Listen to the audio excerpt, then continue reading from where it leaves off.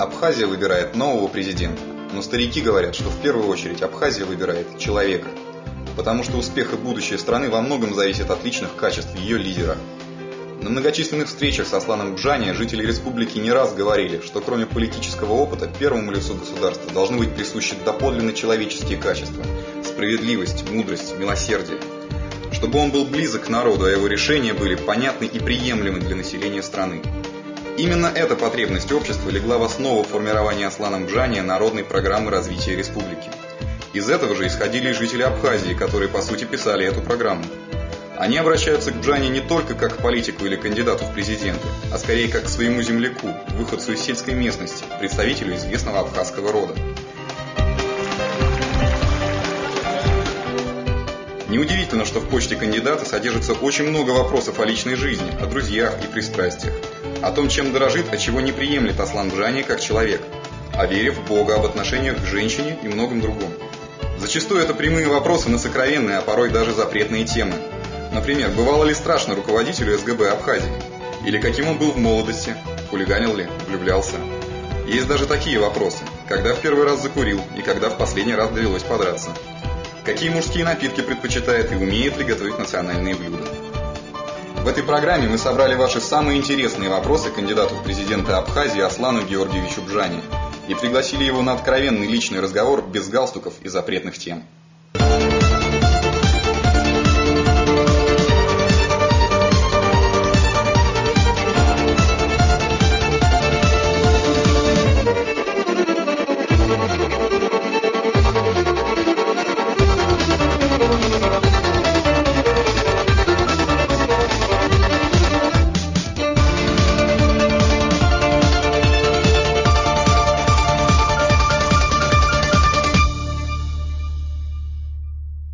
Аслан Георгиевич, когда вы покинули отчий дом и часто ли теперь там бываете? Отчий дом я покинул после окончания Тамырской средней школы в 1980 году. Мне было 17 лет. А последнее время, после того, как я переехал в Абхазию, я часто бываю в моем отчим доме. Сколько вам было лет, когда вы поняли, что началась взрослая жизнь? 24 года, когда я создал семью, мне стало понятно, что необходимо самому решать проблемы, которые ставит жизнь перед, в том числе, молодой семьей. Вам приходилось заступаться за людей? Приходилось. Последний раз это было в 2006 году в Москве, на Казанском вокзале. Я встречал свою сестру с племянницей, стоял на перроне, ждал. И в это время стал очевидцем, как и карманник, залез в карман молодой девушки, порезал, сумочку, достал оттуда кошелек. Я, правда говоря, думал, что он один, и попытался его задержать. А их там оказалось несколько. Но мы там на славу подрались, все нормально. Чем закончилось? А закончилось тем, что у одного был разбит нос, у другого тоже что-то было побито. Одному удалось убежать, другой был передан сотрудникам милиции. Аслан Георгиевич, когда вы впервые закурили, когда вы первый раз выпили?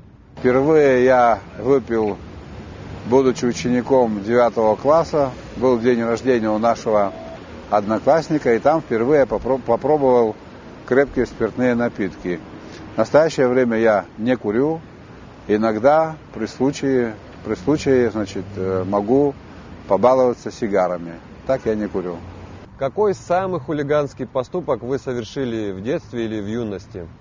Не скажу, что это хулиганский поступок, но были поступки, за которые нас серьезным образом пожурили. К примеру, я со своими братьями, односельчанами, будучи молодыми людьми, частенько ходили на колхозное поле и воровали арбузы. К нам относились, в общем-то, лояльно до тех пор, пока мы не стали наносить существенный ущерб. А ущерб состоял в том, что мы не могли определить, арбуз созревший или нет, и все подряд, уносили, раскалывали. И вот нас как-то там поймали, и в качестве меры наказания заперли в колхозном амбаре и заставили съесть все арбузы, которые мы там сорвали, оказались не созревшие. Но после одного арбуза, второго уже было практически сложно.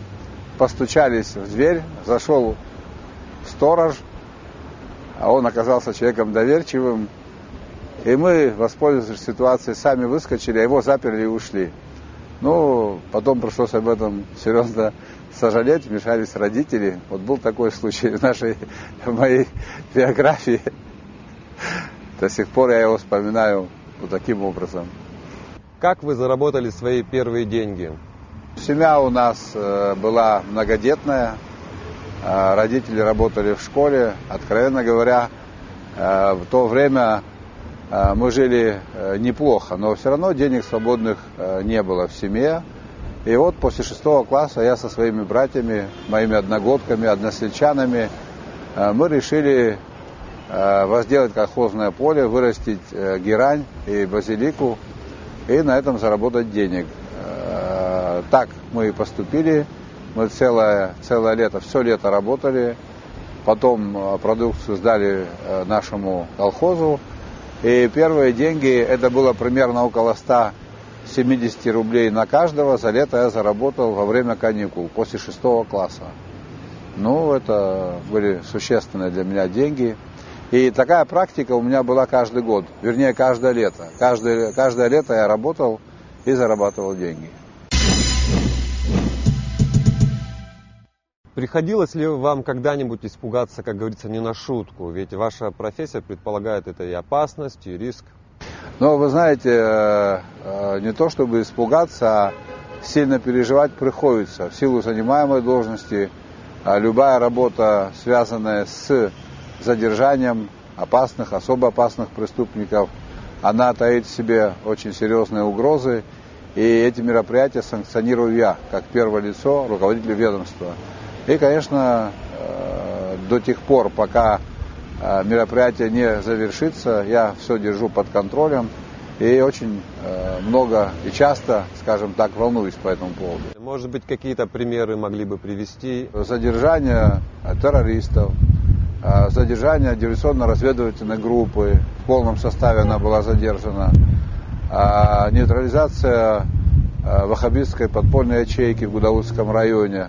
Там целый день шли переговоры, лидер не выходил, и во 2 часу ночи мной было принято решение самому выехать на место и вступить с ним в переговоры.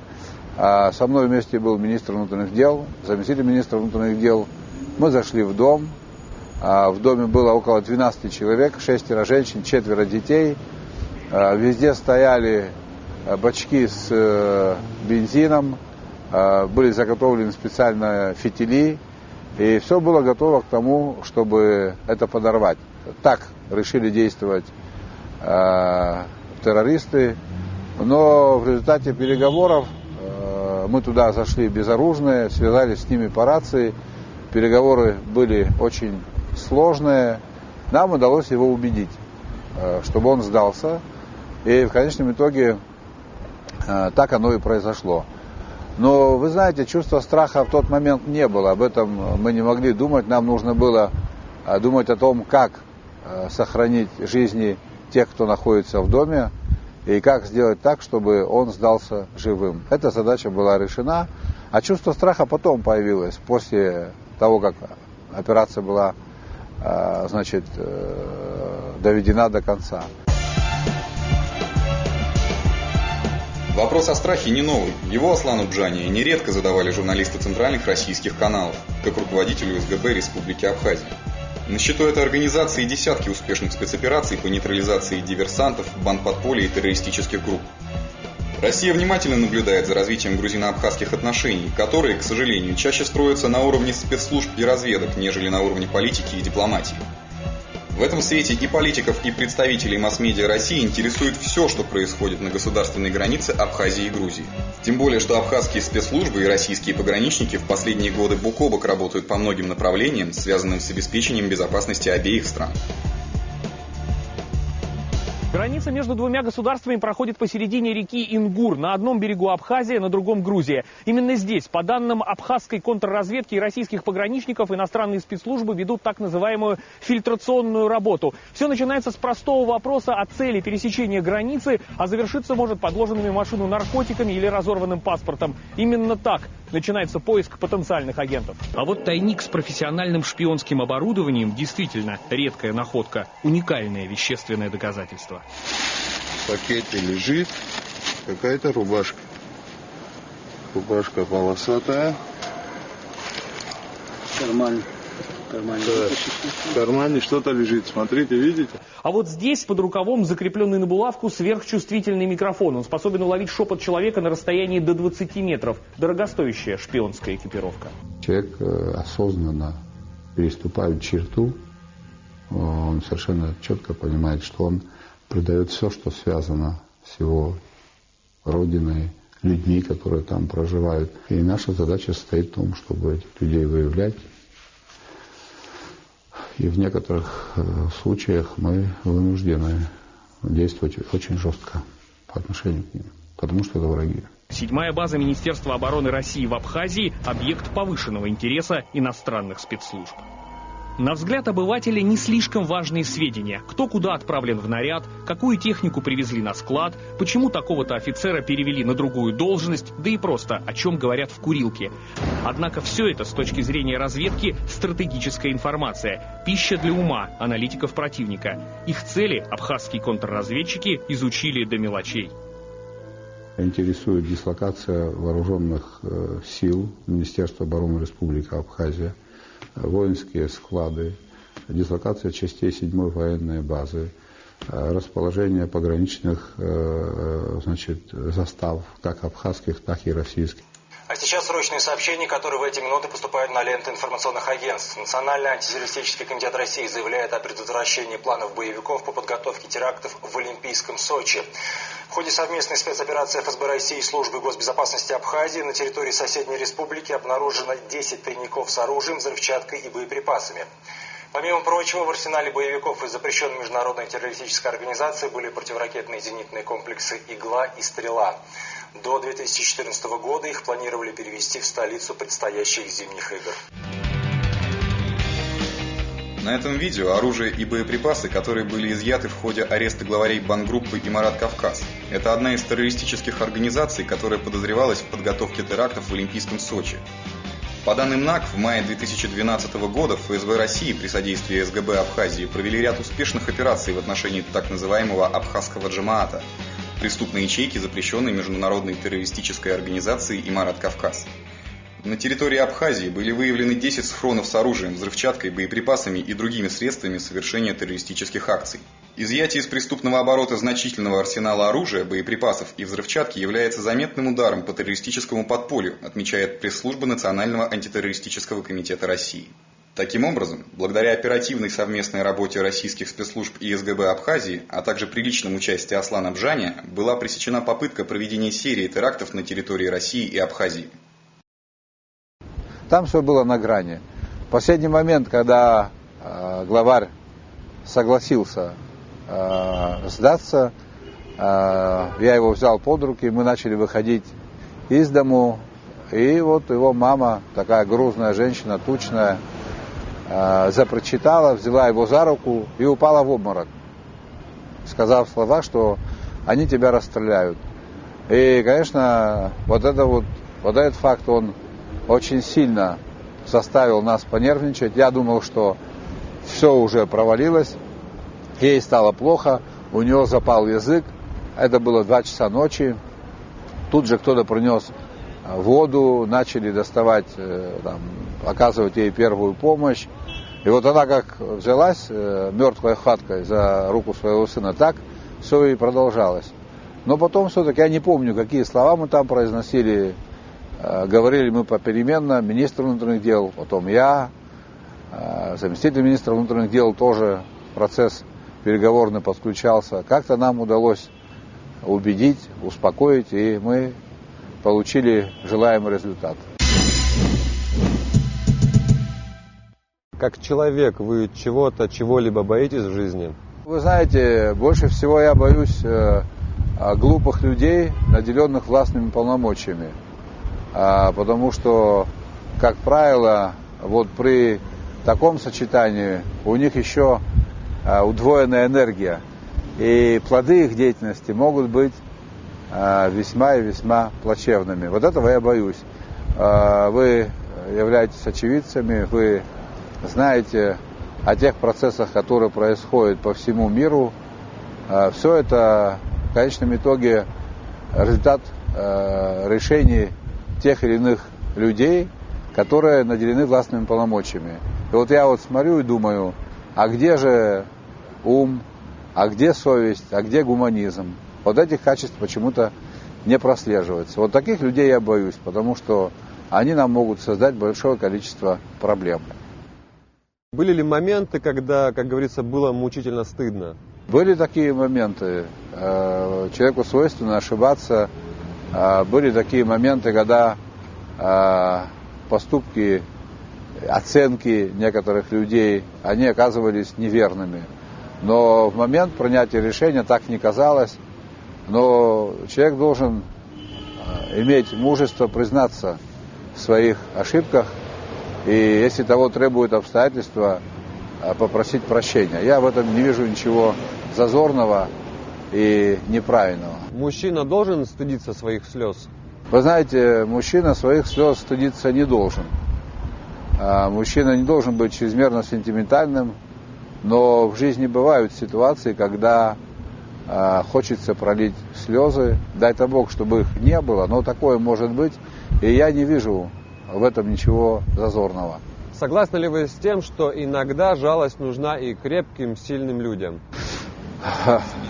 Ну, конечно, безусловно, жалость, милосердие, эти качества должны быть в каждом человеке.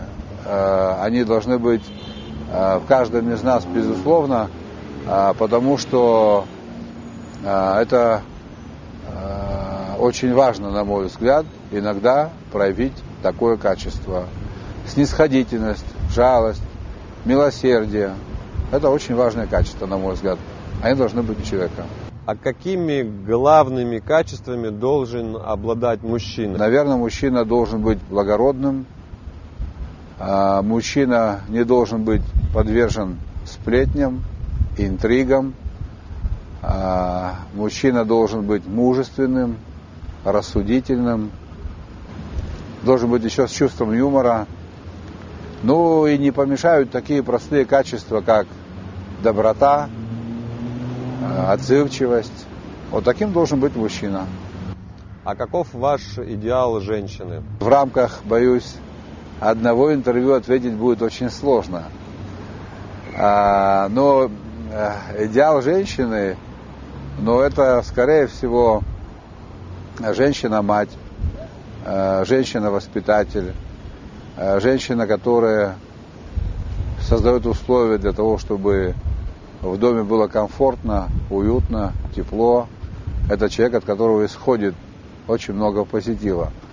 У меня мама была такой женщиной, она была очень умная от природы. Какая красота для вас важнее, внутренняя или внешняя в женщине? Вы знаете, любая красота мною воспринимается с воодушевлением. Вот вы сказали, красота внутренняя и внешняя. Собственно говоря, что такое внутренняя красота? Это то, что мы не видим, да? Бывают такие ситуации в жизни, критические ситуации, очень сложные, когда человек своими поступками дает знать о том, что он рядом, готов разделить случившееся горе или проблемы, готов пожертвовать собой. И если говорить о такой красоте, о красоте поступков, то, безусловно, это значительно важнее. Какая книга вас потрясла? Какая книга, может быть, является для вас настольной? И какую книгу, может, сейчас читаете? Настольная книга в последнее время – это Уголовный кодекс Республики Абхазия и Уголовно-процессуальный кодекс.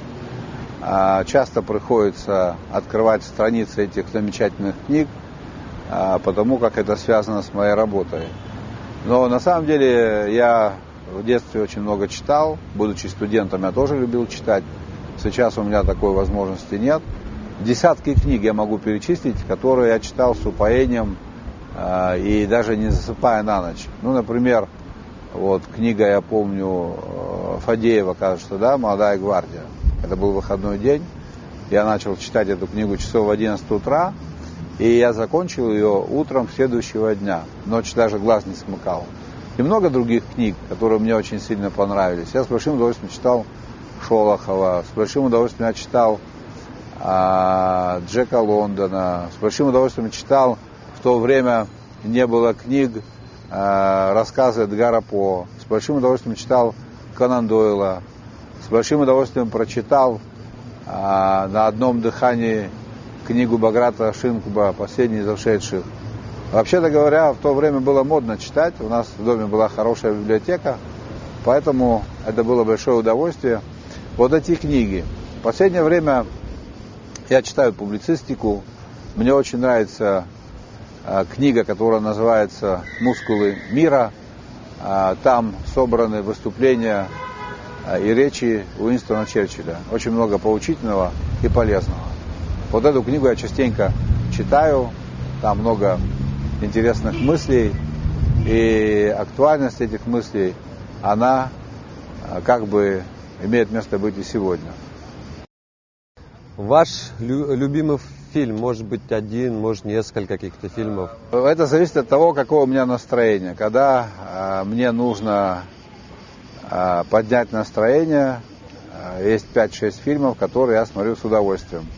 Есть такой фильм, называется «Приходи в сентябре», фильм «Римские каникулы», «Завтрак у Тиффани», потом классика советская, комедии, я их тоже с удовольствием просматриваю.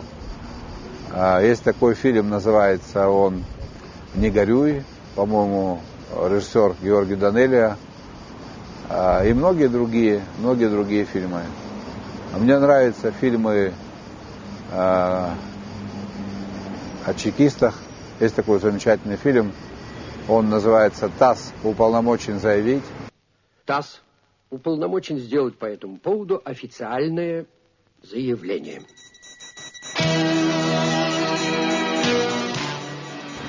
Этот фильм на основе реальных событий, в том числе эти события происходили у нас здесь, в Абхазии, и старшее поколение моих коллег принимали деятельное участие в разоблачении агента ЦРУ.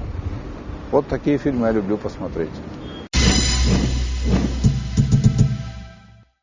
А ваше любимое блюдо, это может что-то из национального или, как принято говорить, европейского? Мое любимое блюдо, самое главное блюдо, это мамалыга. Я это блюдо ем каждый день, готов есть в день несколько раз, но такой возможности, как правило, не бывает. А можете вы сами, как Макаревич, приготовить что-нибудь на плите с первого раза и притом вкусно? Вот мамалыгу могу приготовить, очень вкусную, качественную мамалыгу могу приготовить. Почему государственные люди, политики во всем мире так много врут? Одному выдающемуся государственному человеку задали вопрос, чем отличается, скажем так, состоявшийся политик от начинающего. Ответ был таким: состоявшийся политик может сказать, что будет завтра, что будет через неделю, что будет через месяц, что будет через год и что произойдет через годы. И самое главное его качество, он по прошествии этого времени может объяснить, почему все это не произошло. А почему врут политики? Потому что, видимо, надеются на то, что они больше не увидят тех, или у них не будет такой возможности общаться с теми, кто врет. Это неправильно, в этом нет никакой необходимости. Я не считаю этот подход продуктивным. А людям нужно говорить правду. Порой правда значительно приятнее, чем кажется. Нужно уметь анализировать ситуацию. Нужно людям показывать перспективу, светлую перспективу. Она, безусловно, есть. Вообще нужно быть настроенным оптимистично. Вы знаете, в Библии сказано о том, что неверие – это смертный грех. Мы должны верить в себя, мы должны верить в завтрашний день. И только исходя из таких подходов, мы сумеем сделать нашу жизнь значительно лучше, чем она есть. Каким вы видите себя через лет, скажем, 5?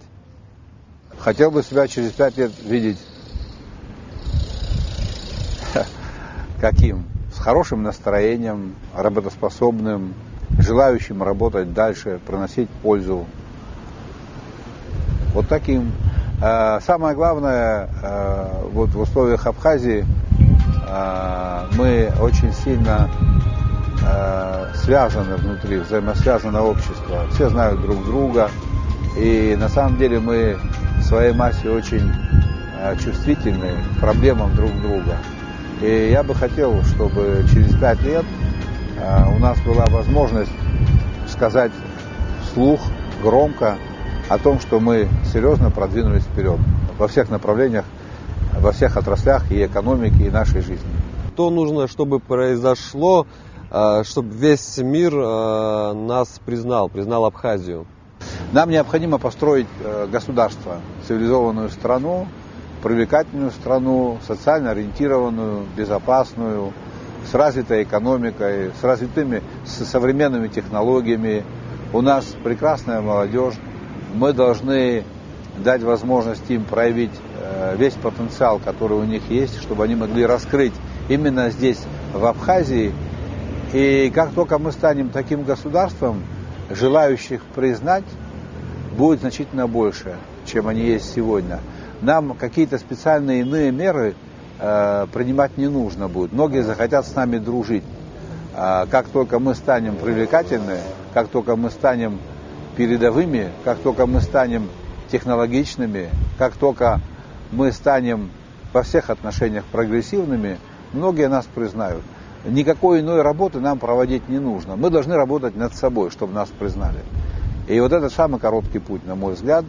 С Божьей помощью у нас есть великий сосед. Это очень серьезная поддержка и опора. С помощью Российской Федерации, я думаю, что мы по такому пути и пойдем. Как бы вы оценили нашу республику? Сильной или слабой страной? Или же в чем, скажем так, сильная ее сторона, в чем ее слабая сторона? Вы знаете, я бы оценил нашу страну как страну с колоссальным потенциалом. И людским, и экономическим, и культурным, и иным другим. У нас колоссальные возможности. Нам необходимо их раскрыть. Я об этом говорю часто, я об этом говорил в разных аудиториях. Мы должны себя проявить, мы должны засверкать всеми гранями нашего таланта. А слава Богу, вот в этом смысле нас щедро наделил Бог. Вот мы должны научиться работать. Вот это самое главное. И у нас не будет слабых сторон. У нас великолепная география, у нас великолепный климат, у нас талантливый, мужественный народ, у нас великолепный сосед, у нас огромная история. Ведь величие страны не определяется ее географией и численностью народа, так же, как величие человека не определяется его габаритами. Величие определяется духовным состоянием, уровнем культуры, цивилизации, уровнем экономики.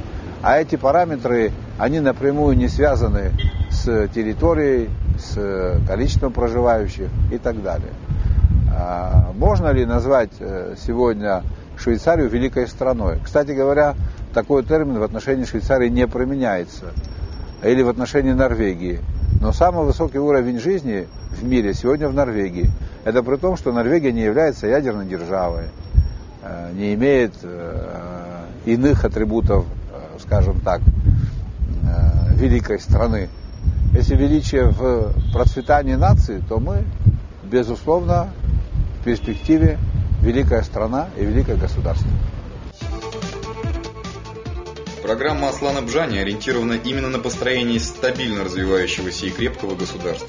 Экономический прорыв, социальные реформы – все эти задачи определил народ Абхазии. В итоге программа собрала в себе все наказы и пожелания, которые поступили за время предвыборной кампании. Специалисты, эксперты разных областей считают, что задумка удалась и получила широкий отклик от населения. За небольшой период предвыборной работы в избирательный штаб поступило более 20 тысяч обращений. Большинство из них касается проблем социальной сферы. В рамках народной программы Абхазию ждет долгожданная пенсионная реформа, которая будет направлена на повышение уровня жизни пожилого населения. Дополнительная государственная поддержка будет обращена к многодетным семьям, инвалидам, пенсионерам. В планах ежегодная индексация заработной платы работников бюджетной сферы. Ну и безусловно, у каждого района, города, а также отдельного человека есть свои наболевшие вопросы. Это и разбитые дороги, и старая инфраструктура, и неудобная сложная система медицинского страхования. Гражданам Абхазии нужны медицинские полисы, которые внесут ясность, где платная и бесплатная медицина. Здоровье нации, здоровье и образование должны стать у нас национальной идеей. Для нас это очень важно. До 80-х годов у нас в Абхазии проживало более 5000 человек, которым было за 100 лет. А сейчас, значит, очень плачевная картина. Тут нет конкретных виноватых, тут виноваты многие процессы, и мы к этому должны будем с вами вернуться. Это будет задача номер 1, и все будет во имя человека. Это не громкие слова, это то, ради чего должна работать власть. И мы не будем в этом смысле исключением. В ближайших перспективах народной программы Аслана Бжани стоит и расширение партнерских связей с Россией. Интеграция экономик двух стран внесет дополнительный стимул к привлечению инвестиций, роста количества рабочих мест и доходов населения. Есть ли средний класс в Абхазии? Если есть, то дайте определение этому классу. Есть у нас средний класс, но средний класс должен быть значительно многочисленнее. А у нас предприимчивые люди, у нас люди, которые умеют и хотят работать, и тут необходима поддержка государства. В некотором смысле нужна поддержка, а в некотором смысле нужно сделать так, чтобы государство не мешало деловой инициативе. Такие факты тоже имеют место быть. Поэтому средний класс у нас есть, он сегодня малочисленен, но он должен стать доминирующим в нашем обществе и государстве.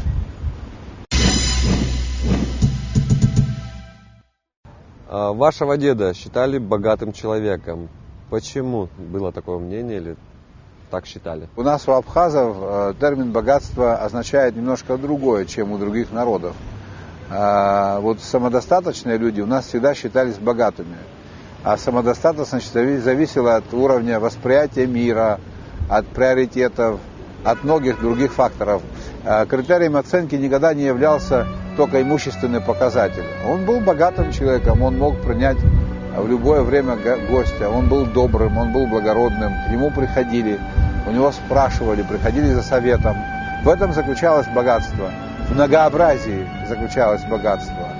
Не было необходимости в чем-то ином. Детям он дал хорошее образование, поэтому он всегда с пиететом относился к тем, кто тянулся к знаниям, понимал, что это очень важно. Поэтому он был богатым. Еще он был очень умным от природы человеком. Таким он и запомнился своим современникам. У нас не было дворцов, у нас не было антиквариата, у нас не было бриллиантов, и мы никогда не считали необходимым это иметь или нужным. Что вы не сделали в жизни, а хотели бы сделать? С учетом накопленного опыта, конечно, в некоторых случаях можно было бы поступить по-другому. Но это уже в прошлом. Теперь надо думать о том, что будет завтра. И самое главное, теперь в перспективе не совершить ошибок, не жалеть о том, что что-то не сделал. Есть такая русская поговорка: лучше сделать и пожалеть, чем не делать и сожалеть всю жизнь об этом. Примерно так она звучит, по-моему. Какую историческую личность среди множества вы бы выделили и почему? Выделил бы, наверное, Уинстона Черчилля, выделил бы Владислава Григорьевича Ардземба. Вот так примерно. Мне Черчилль почему так симпатичен? Ему были не чужды человеческие обычные привычки. Он любил выпить виски, выкурить сигару. У него все было с чувством юмора великолепно. В некоторых случаях он мог позволить, скажем так, со своими давнишними друзьями зайти в какой-то закрытый клуб и в мужской компании провести время. То есть это был человек, который жил полновесной жизнью. Он, будучи политиком, государственным деятелем, не отказался от привычек обычных людей, от привычек прошлого, от хороших. Ну, конечно, он был гениальным мыслителем. Кстати, лауреат Нобелевской премии как писатель. Вы кому-нибудь завидуете? Я не помню такого случая, чтобы я кому-то завидовал. Я отношусь очень благосклонно к людям, которые добились каких-то существенных успехов в жизни. Я всегда их с большим удовольствием приветствую. Мне с ними интересно общаться, потому что каждый из них является носителем бесценного опыта. И когда люди рассказывают о том, как им удалось стать именно таким, каким они стали, это всегда интересно. Это поучительно, это может быть полезно. Но я никогда никому не завидовал. Я мог восхищаться, восхищаюсь такими людьми, но так, чтобы завидовал, такого, это чувство мне не знакомо. Занимались ли вы когда-нибудь спортом? Какой спорт привлекает вас сегодня? Ну, занимался я спортом, будучи школьником, я занимался баскетболом, неплохо играю в настольный теннис. Сейчас я хожу в зал, спортзал, у меня на работе есть спортзал, мы там занимаемся и теннисом, и для поддержания формы единоборствами. Я люблю этот вид спорта, он мне нравится, поэтому с удовольствием занимаюсь и слежу за событиями в мире единоборств. У меня сын занимался боксом, у него неплохо получалось, поэтому мне это нравится. Любите ли вы баню? Ну, вы прожили некоторое время в России, наверное, это вопрос на эту тему. То есть, любите ли, ходили вы ли в баню? Любите?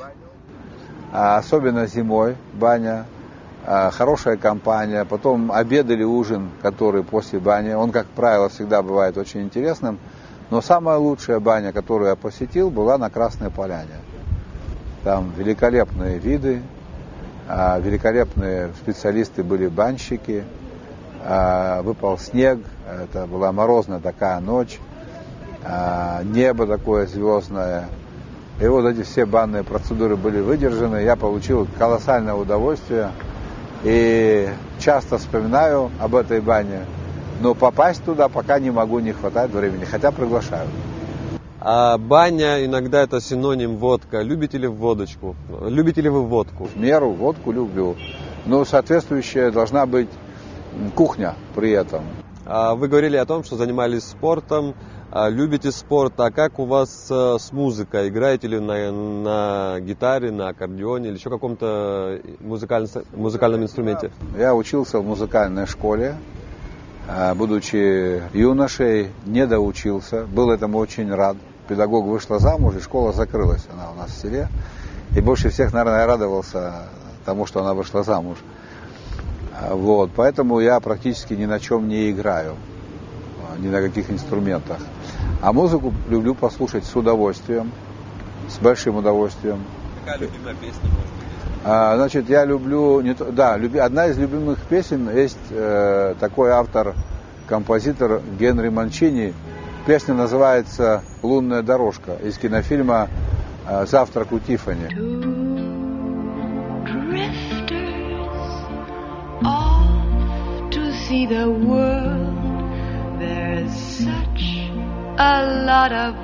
Кстати, это первая, если я не ошибаюсь, песня, которая была удостоена премии не то Грэмми, не то Оскара.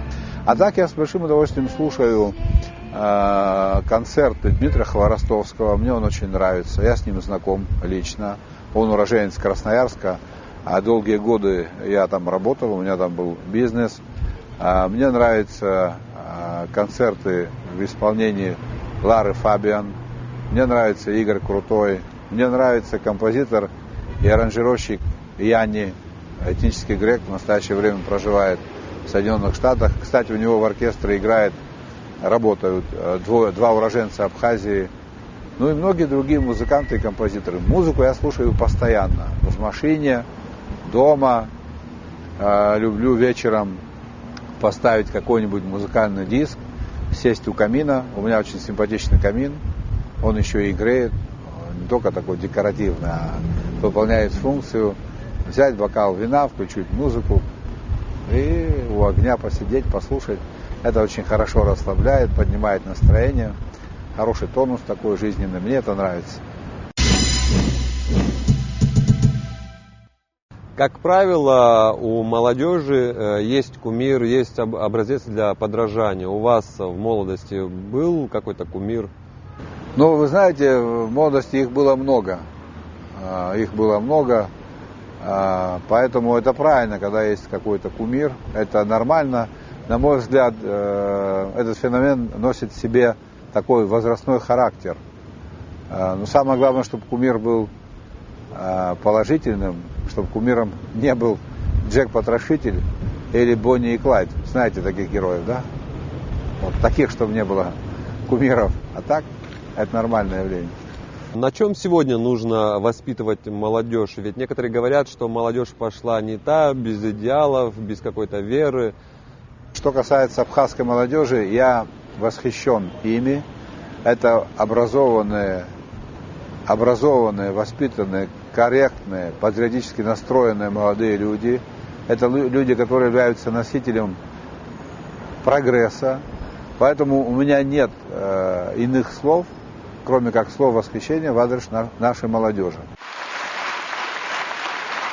На съезде молодежи Абхазии Аслан Бжани заявил, что в республике обязательно должен быть создан фонд молодежи, развиваться молодежные проекты, в том числе в бизнесе, в экономике, в других сферах общественной и политической жизни. Государство должно работать с молодежью, заниматься молодежной политикой и проблемами молодых людей, считает Аслан Бжани.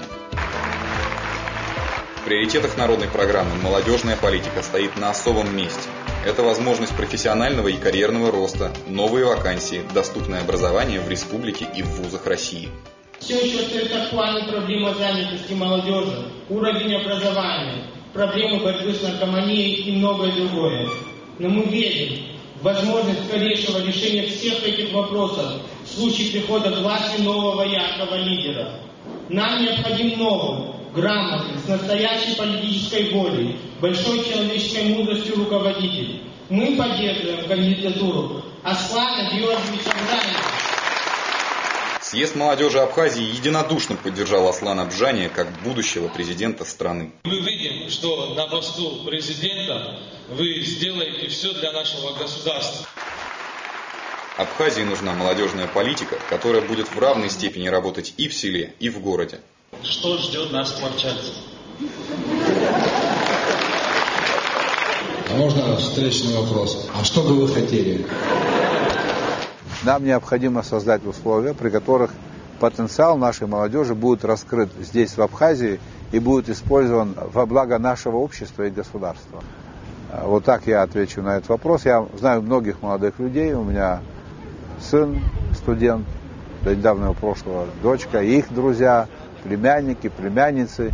Потом я с большим удовольствием люблю бывать в молодежной среде. Часто общаюсь с молодыми людьми и могу сказать, что у нас очень серьезная перспектива.